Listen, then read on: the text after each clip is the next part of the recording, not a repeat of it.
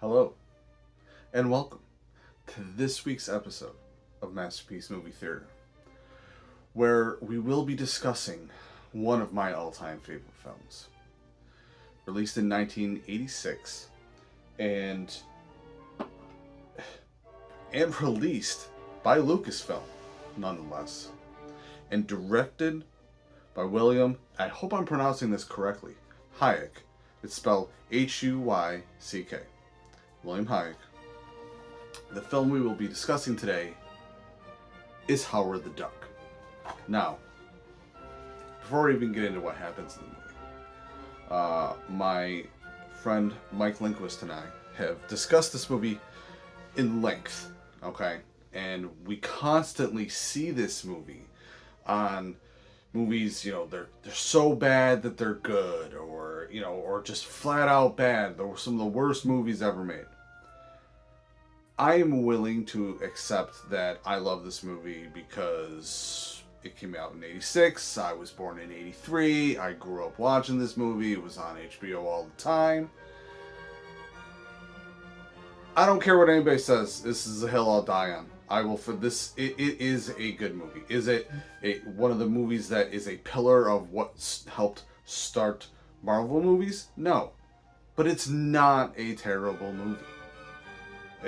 Is it hokey? Is it mid 80s? Sure, but if you've never seen it, watch it through the lens of thinking here's a young kid watching, you know, someone who's obviously in a duck costume just go on this insane adventure on Earth for the first time.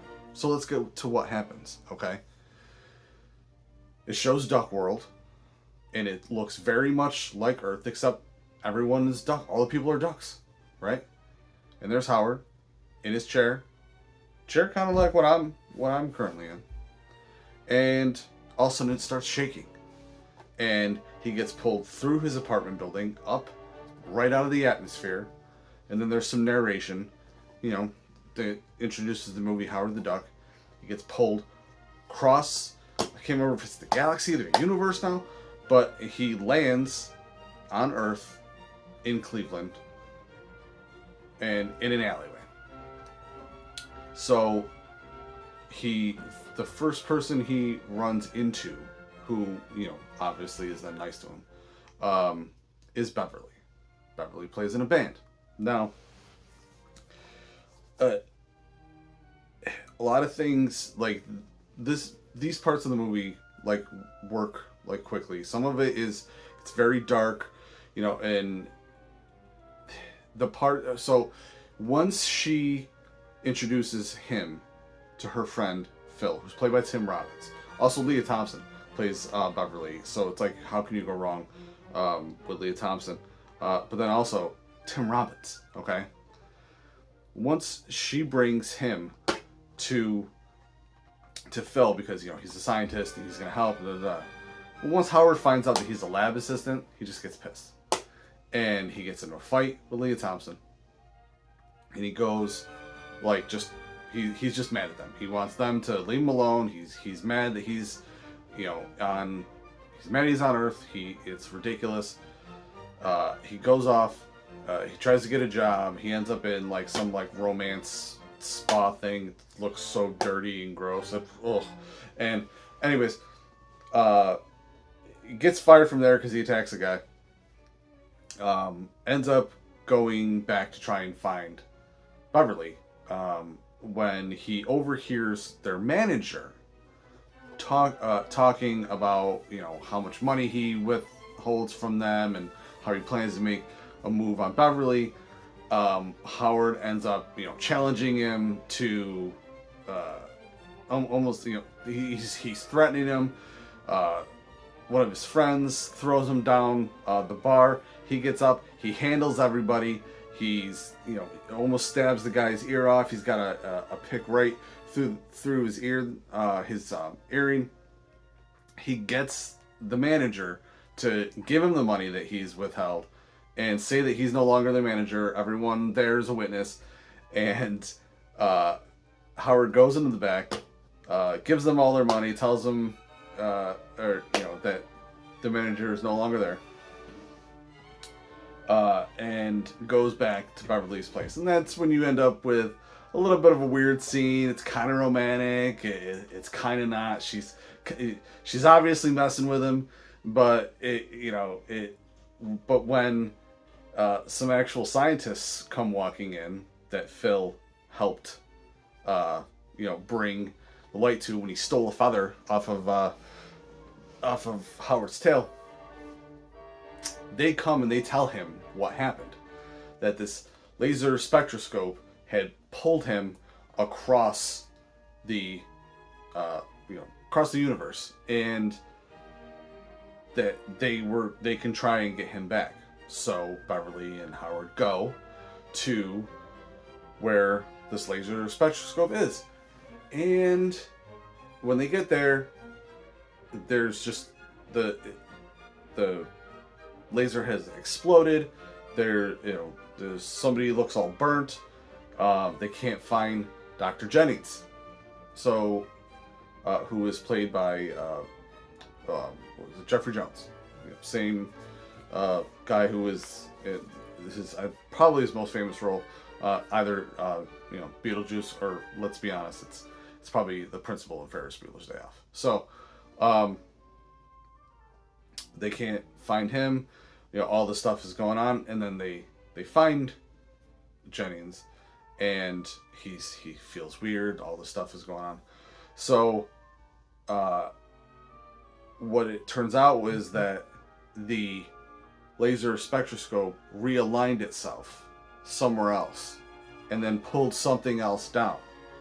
Something that manifests itself inside of Jennings, which calls itself a Dark Overlord.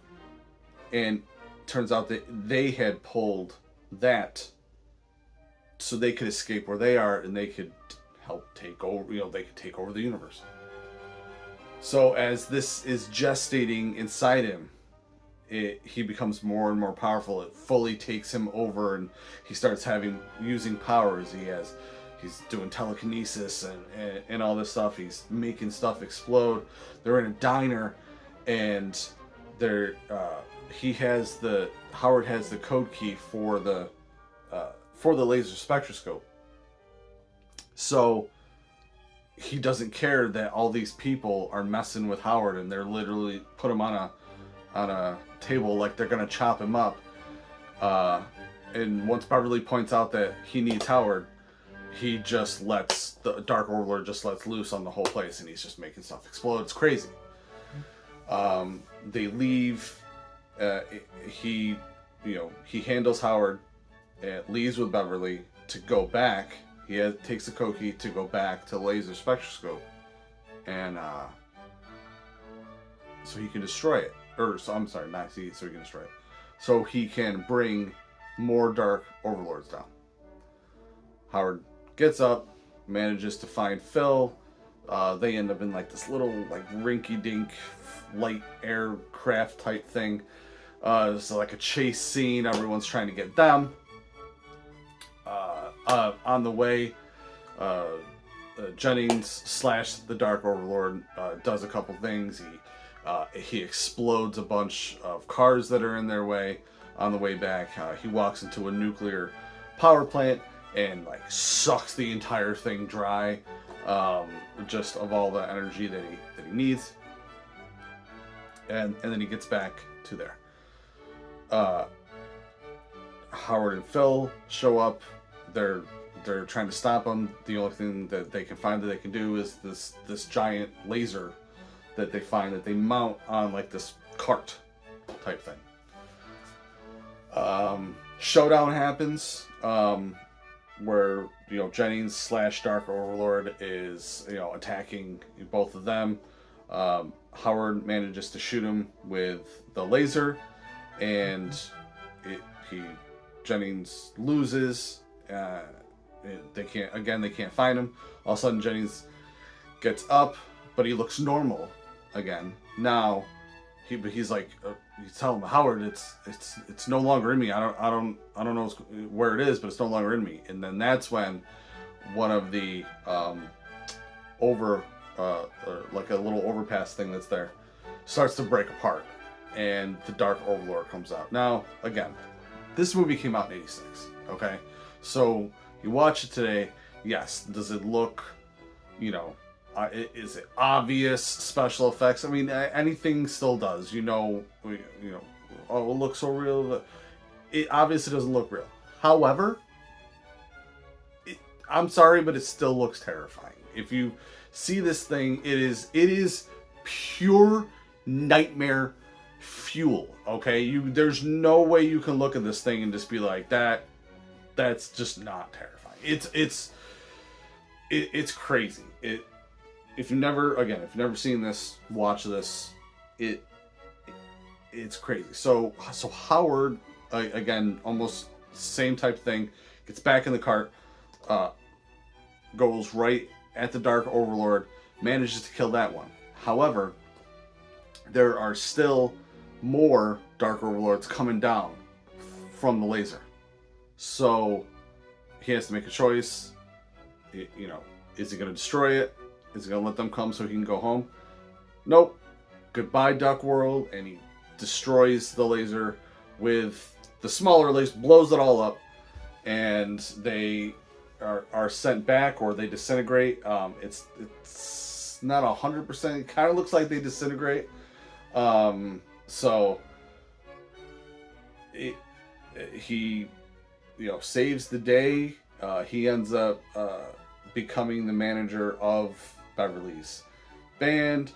Cherry Bomb. By the end, they're playing like a big show. Phil's even there. Phil looks like a stage manager, almost. He even ends up on stage. He shreds the guitar a little bit. Is it hokey? Of course. It's '86. It's Howard the Duck. Again, it's a movie I grew up on. I grew up with. I love this movie. I will die on the hill that it is a good movie. If it's not your cup of tea, it's not your cup of tea, and that's totally fine. But it's not like there's terrible acting in it. It's Leah Thompson and Tim Robbins and Jeffrey Jones and a slew of other people that play other supporting characters. The only hokiness is like the whole story of the fact that it's a duck saving, the world. A lot of good. To me, it's classic '80s, so it's a lot of good shots, the angles, the camera type, even in my opinion, of '80s and '90s movies. It is always an important thing, and it's a reoccurring thing that you'll always probably hear me talking about when I'm talking about '80s and '90s movies, and even maybe obscure stuff. But it's just awesome.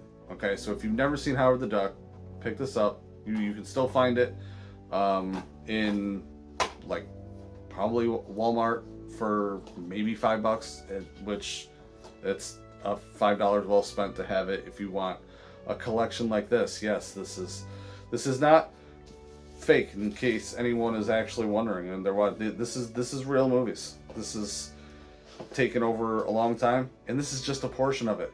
And it goes way over here, and it goes up here, and then up there. Yes, it's a large collection, and there's another large collection in the house as well. So as you can see, I've got a lot of movies to do. So join me next week, for another episode. Like, subscribe, and share, please. Everything on the network, subscribe, please, to our YouTube channel. That helps. Likes, shares, comments. I want to know what people think about this. I appreciate the views and the comments that the last few episodes have gotten. I deeply appreciate it. Obviously, movies is a passion. So please hit me up in all forms, and join me next time as I go over another of my all-time favorite movies. for episode 10. This will be the 10th episode next week, which will be Mannequin.